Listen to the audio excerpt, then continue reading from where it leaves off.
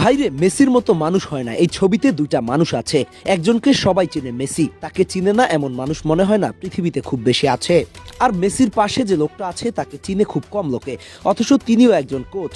Senegal জাতীয় দলের দায়িত্বে ছিলেন তিনি, কিন্তু এই লোকটার সাথে মেসি যে আচরণ করেছে তা জানলে আপনার মন দিল একেবারে খোশ হয়ে যাবে। আপনি বুঝতে পারবেন কেন মেসি হেটার্সরাও কোনো এক নির্দিষ্ট সময় এসে মেসির প্রশংসা করতে হয়।